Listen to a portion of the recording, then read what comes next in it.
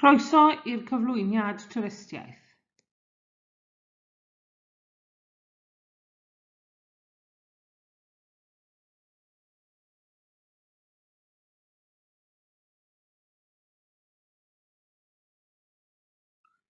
Mae'r cwrs twristiaeth wedi cael ei rannu mewn i 4 uned.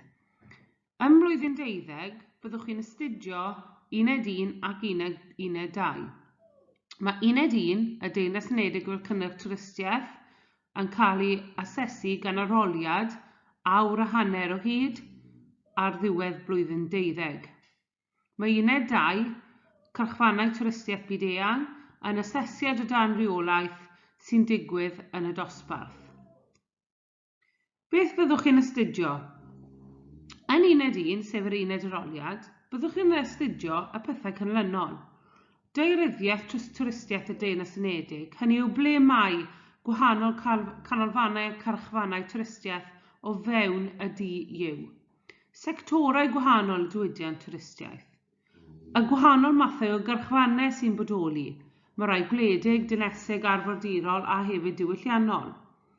Byddwch chi hefyd yn dysgu am sut mae'r Deyrnas Unedig yn cael ei marchnata fel cyrchfan twristiaeth yn genedlaethol ac yn fyd-eang. Y math o gwsmeriaid, y math o twristiaid sy'n dod i'r Deyrnas Unedig. Sut mae cyrchfannau gwahanol yn cael ei reoli a hefyd isadeiledd trafnidiaeth a chynllunio.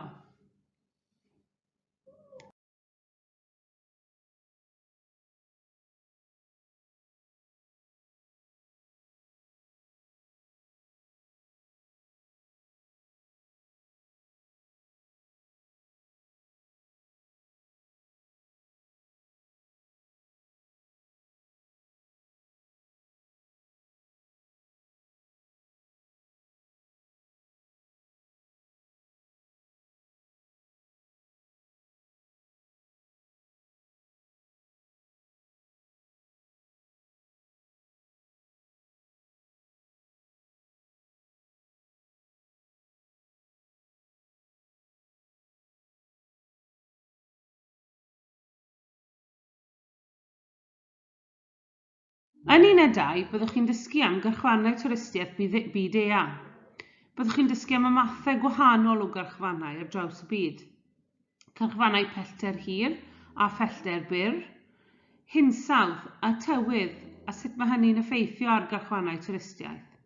Byddwch chi'n dysgu am mordeithiau, sef cruises, gwyliau chwaraeon, fel sgïo, a gwyliau diddordeb arbennig a holl gynhwysol, sef all-inclusive. Byddwch chi'n dysgu am apêl cyrchfannau ac apêl gwahanol cyrchfannau i gwsmeriaid gwahanol. Byddwch hefyd yn astudio y bygythiadau a sialensau i ba mor ymarferol y byddant yn y dyfodol, effaith unrhyw gweithgaredd terfysgaeth neu hyd yn oed effaith Covid nawr ar cyrchfannau twristiaeth. Sut mae cyrchfannau yn cael eu cynnal a hefyd beth yw cymhelliant pobl ar gyfer teithio.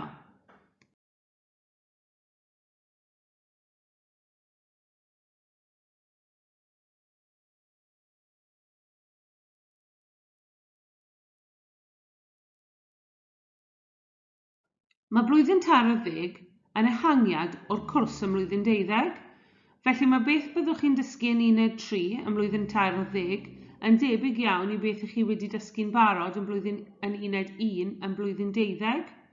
So eto chi'n dysgu am y mathau o dwristiaid, pwysau allanol sy'n effeithio'r gyrchfannau twristiaeth, effaith technoleg ar twristiaeth, beth yw tueddiadau cwsmeriaid, maen nhw'n newid wrth gwrs o flwyddyn i flwyddyn, a hefyd ni'n dysgu mwy am y bygythiadau a sialensau i ba mor ymarferol y byddant yn y dyfodol a effaith hynny ar cyrchfannau gwahanol.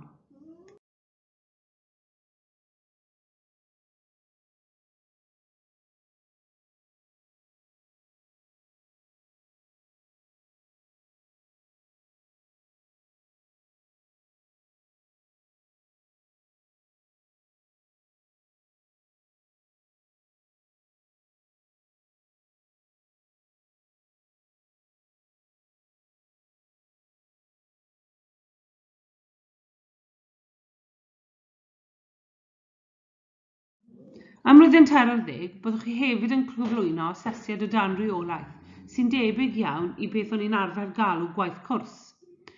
Be chi'n neud fan hyn yw cynllunio gwasanaethau twristiaeth. Felly chi'n creu portffolio ac yn cynllunio gweithgaredd ar gyfer twristiaid. Chi'n cael dewis wedyn pa beth neu pa digwyddiad i chi moyn cynllunio.